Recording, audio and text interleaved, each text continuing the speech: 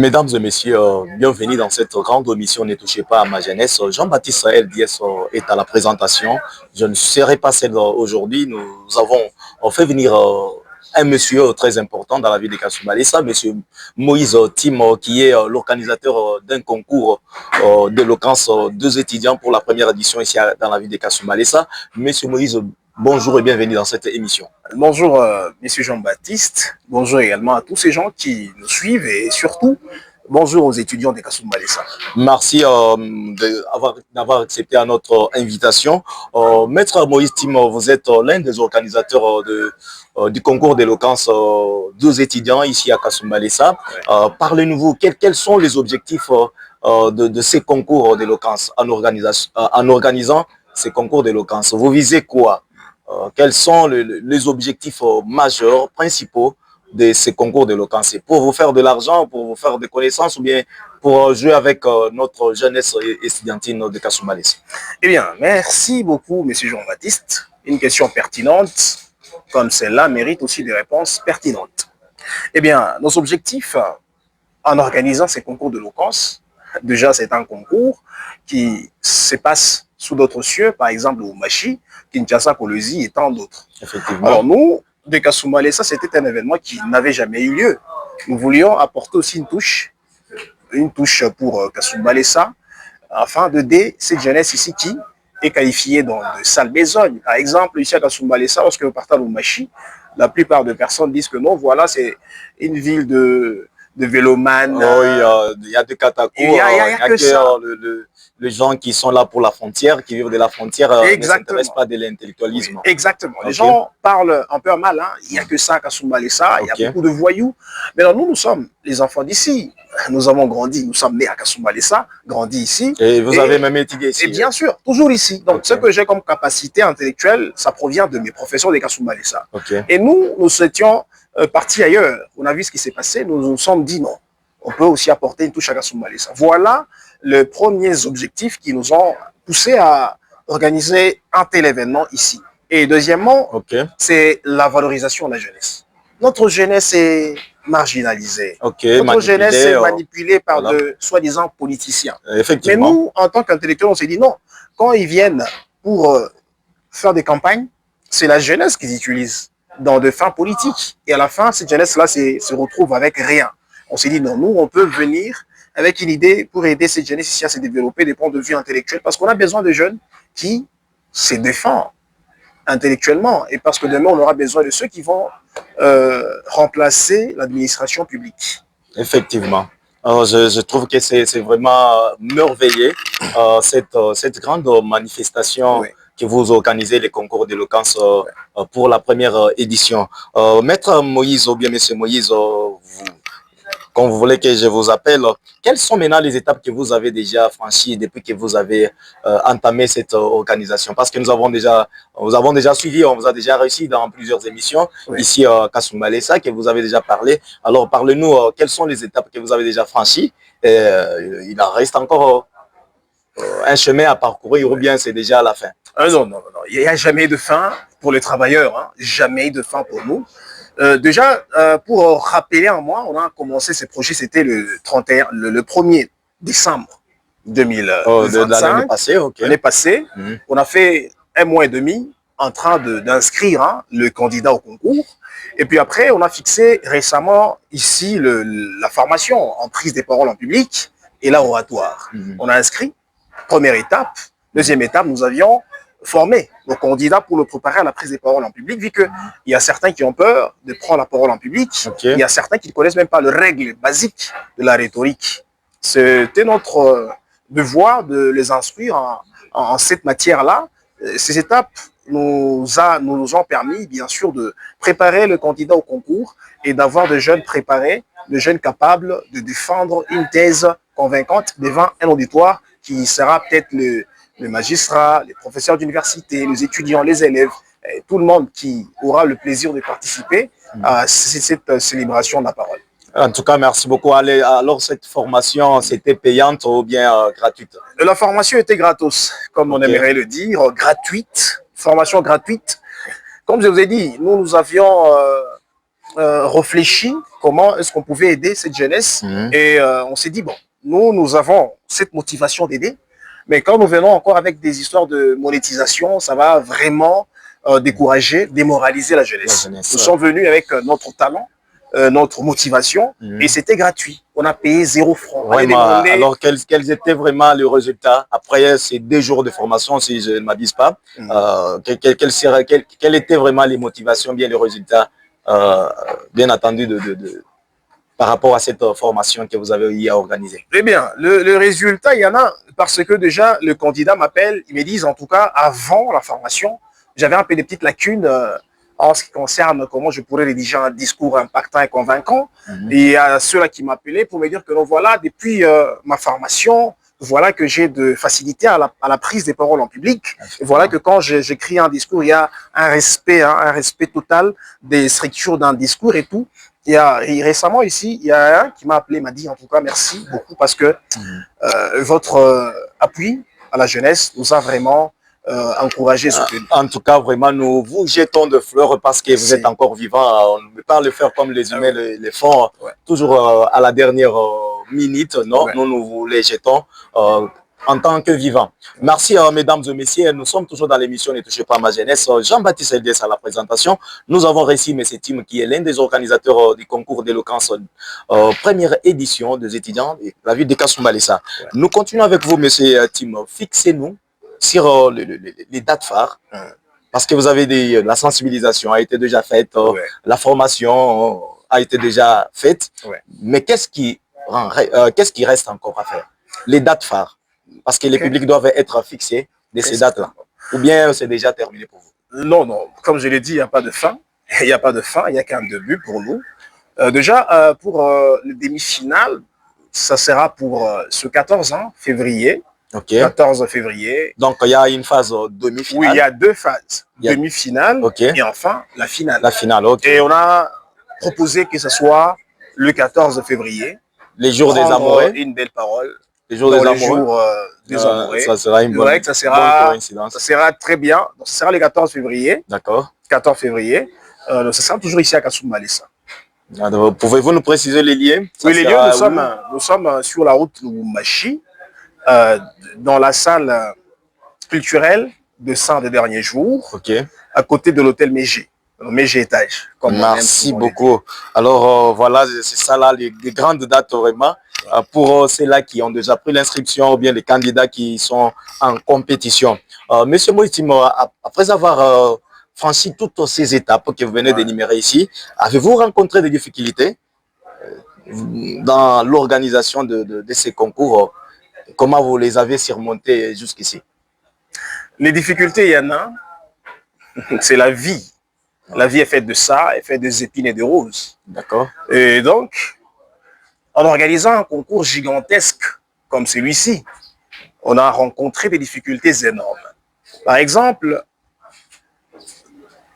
dans la sensibilisation, il y a certaines universités qui n'ont pas cru à notre projet. Il y a certains étudiants, bien sûr, qui n'ont pas aussi cru à notre projet. Il y a certains officiels aussi qui n'ont pas cru à notre projet. Et toutes ces difficultés-là, nous les avons encaissées. Et là, comment est-ce que nous avions surmonté cela? C'est avec la foi, avec la détermination, avec la persévérance. Parce qu'on s'est dit, si nous baissons les bras, les jeunes nous regardent, nous. La population nous regarde, nous. Les étudiants nous regardent, nous. Mais si nous baissons le bras, ça sera une défaite totale. C'est pour ça que vous avez fait ce qu'on dit, vous êtes pris en charge, ce que Mouzé a dit. Prenez-vous en charge? Du côté finance, c'est la prise en charge. Et parce que jusqu'à présent, nous n'avons pas de financement de quelque part. C'est nous-mêmes, nos moyens, nos budgets, nos efforts, notre énergie. Nous mettons en place. Pourquoi vous avez mis ces moyens-là pour la jeunesse? Qu'est-ce qui vous a animé? Qu'est-ce qui vous pousse à le faire? Parce qu'il y a des gens qui ont de l'argent dans cette ville. Mais vous avez fait semblant de ces partenaires-là, de ces hommes ou bien de ces femmes-là de bonne foi. Et vous avez d'abord mis vos moyens, donc, des transports, des unités, formation organisée gratuitement avec tous les matériels informatiques. Donc, qu'est-ce qui vous a poussé à faire cela? Déjà, c'est l'amour du travail et l'amour de la jeunesse. Mais sinon, nous avions également introduit quelques lettres chez beaucoup des partenaires d'ailleurs. D'accord. On a introduit beaucoup de lettres d'assistance financière chez beaucoup de gens. Il y a ceux-là qui ont accepté, il y a ceux-là qui n'acceptent pas, il y a ceux-là qui nous ont tendu la main, il y a ceux-là qui n'ont pas fait cela. Alors, nous, nos moyens sont minimes, médiocres même. Seul, on ne peut pas réussir, nous le répétons chaque jour. Seul, on ne peut pas réussir. Mais si nous voulons avoir tout le monde avec nous, voilà que ce sera un projet qui va réussir. Parce que ce que je répète tout le jour dans les émissions, c'est que c'est les couleurs des Kasumbalesa. Les couleurs des Kasumbalesa. On pas, fait rien que pour la vie des Kasumbalesa. Bien sûr, c'est pas moi. C'est ça c'est pas moi, parce que nous avons proposé des prix. Des prix pour les gagnants. Quels sont d'abord les prix? C'est pas moi qui gagnerai. Nous avons proposé parce qu'il y aura 3 gagnants en général. Il y a le premier, deuxième et troisième. Donc le premier aura comme prix, c'est l'ordinateur portable. Deuxième aura comme récompense un smartphone. Deuxième également un smartphone. Voyez-vous déjà que nous avons proposé des prix que moi je ne gagnerai pas. Mais c'est pour les étudiants. C'est pour eux. C'est pour eux. On s'est dit que non. La jeunesse ici, dans les façons avec lesquelles on marginalise, on maltraite les jeunes, mais si au moins on pourrait donner une touche intellectuelle, voilà que ça peut aider beaucoup. En tout cas, merci beaucoup, Monsieur Moïse, pour avoir répondu à toutes ces questions et nous avoir donné vraiment des explications vraiment correctes. Le participant maintenant à cet événement, lors de les 14, comme vous avez dit que la demi-finale c'est les 14, quels sont les participants? Vous avez déjà de gens qui viendront ou bien vous avez déjà sélectionné? Il y a des conditions pour accéder à la salle et voir comment nos candidats s'affrontent en parole ou bien il y a quoi? Vous pouvez nous préciser sur les conditions ou bien les participants à ces concours d'éloquence? Oui, déjà, ceux-là qui vont concourir, une fois de plus, je rappelle, ce sont les étudiants des Kasumbalesa. On a ciblé à plusieurs universités. Entre autres, il y a IEC. Il y a Institut supérieur de commerce, bien sûr. Il y a aussi QCAS, extension de l'université de Lumbashi à Kasumbalesa. Il y a l'université protestante d'Afrique. Il y a l'université Molière. Il y a presque Notre-Dame d'Afrique aussi. Bien sûr, il y a toute une ribambelle des universités qui sont inscrites à ce concours ici. Maintenant, pour nos invités, là, on invite tout le monde. Il y a la communauté estudiantine. À part ça, nous avons les élèves. Il y a le chef d'établissement, il y a les officiels également, il y a les habitants des élèves, tous les élèves de 7e ou 8e ou bien... Non, les élèves, nous avons ciblé simplement les finalistes. Les finalistes du secondaire. Donc, on a ciblé, vous savez, avec les jeunes, vous savez, au Congo, ce qui nous manque, nous, c'est le repère. C'est ça le grand problème. Parce que vous voyez, quand les jeunes ne savent pas à qui ils peuvent se référer, voilà, ça sera un chaos total. Donc, nous allons inviter aussi les élèves qui viendront assister, voir le grand frère qui sont à l'université. Peut-être ils peuvent aussi éprouver le désir de poursuivre. C'est une bonne, vraiment une bonne idée, vous avez bien pensé. Oui. Ça concerne les élèves. Oui, à part les élèves, les étudiants, il n'y aura pas de personnalité de marque. Non, il y en aura, comme je l'ai dit, il y aura des officiels, des administratifs de Kasumbalesa. On a songé à inviter le maire de la ville, lui-même le premier citoyen, Maître André, il sera là. On a invité presque toutes les organisations non gouvernementales, seront là également. On a invité, parce que la liste est longue, nous ne saurons pas vraiment citer. Et conditions pour accéder à la salle, il y a une condition? La condition, elle est gratuite. Comme, ça sera encore gratuite pour accéder? Gratuite, mais au moins, la seule condition, c'est par invitation. Vous n'y entrez pas si vous n'êtes pas invité. Donc là, c'est là qui auront besoin de participer, de voir comment les jeunes vont parler. Ils peuvent directement contacter à ces numéros affichés au bas de votre écran, afin d'avoir de réserver déjà votre place en ayant une invitation gratuitement. En tout cas, merci beaucoup, Maître Moïse. Nous sommes en train de citer vers la fin de cette émission Ne touchez pas à ma jeunesse. Pour jeter, Maître Moïse, quel message adressez-vous aux candidats qui sont déjà alignés, qui sont en préparation déjà, et à toute la jeunesse des Kasumbalesa qui nous suivent en ce net moment? Chers candidats, j'espère que vous allez bien. Souvent, nous les jeunes, nous n'avons pas de repères, de modèles. Nous recherchons seuls pour avoir une place dans la société qui ne veut pas qu'on puisse avoir de la place. Nous, je me rappelle aussi, on était enfants, jeunes, marginalisés par ceux-là qui avaient des places, ceux-là qui avaient des fonctions. J'ai dû travailler fort, travailler trop fort. Il y a ceux-là qui méritaient déjà leur place, mais nous, on devait travailler 3 fois plus que les autres pour avoir le place qu'eux, ils ont. Mais nous, en tant qu'émission, simplement, ne touchez pas à ma jeunesse, nous avons proposé une alternative. Vous venez, il y aura de députés nationaux, il y aura des officiels, il y aura toute marque d'invités. Ce jour-là, ce sera votre jour. Si vous vous démarquez, peut-être un carnet d'adresse, peut-être une invitation avec le maire. Chers jeunes, nous sommes des enfants, nous sommes des jeunes, ne nous prenons pas à la légère. C'est vous, Kasumba Lessa de demain, c'est vous, chers jeunes. En tout cas, je vous encourage tellement à préparer votre discours, à être aux aguets, parce que le 14 ici, le Kasumba Lessa viendra vous voir. Donc, saisissez votre chance, parce que il y a toujours eu un déclic pour tout le monde. Peut-être vous, c'est le jour là même de ce concours. Je vous remercie. En tout cas, merci beaucoup à tous les jeunes qui nous ont suivis du début jusqu'à la fin. Merci à tout le monde qui nous suivra sur le plateforme Facebook, YouTube, TikTok, XO. Merci également à tous les partenaires de cette émission Ne touchez pas à ma jeunesse. Merci à tous les jeunes étudiants. Merci à l'organisateur. Merci aussi à votre coordination de concours d'éloquence à qui nous jetons déjà de fleurs. Mais seulement que M. Jean-Baptiste, ce qui est important, c'est quoi? À Kasumba Lessa, nous n'avons pas l'habitude de soutenir les choses importantes. Vraiment.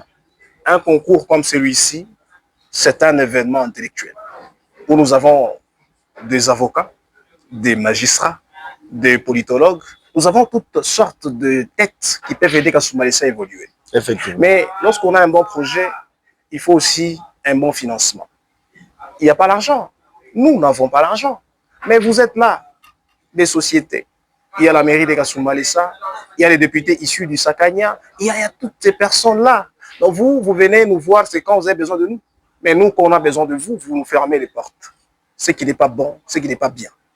Chers partenaires financiers, veillez à nous soutenir. Donc, les bras sont ouverts. La porte est grandement ouverte pour ceux-là qui viennent soutenir nous sommes là. Nous sommes la vraie chose. Vraiment, pour on est là. Les développements intellectuels de la vie. On est là. Nous voulons soutenir les jeunes. Voilà. Vraiment, soutenir les jeunes. Parce que si ils se sentent un peu délaissés, et voilà que nous aurons toujours des délinquants à Kasumba Lessa. En tout cas, Maître Moïse, nous vous disons sincèrement merci d'avoir répondu à toutes nos questions et d'avoir accepté notre invitation. Merci à vous tous qui nous avez suivis de partout. Jean-Baptiste Herdier, c'était à la présentation. Je vous fixe rendez-vous très prochainement et bye. Merci.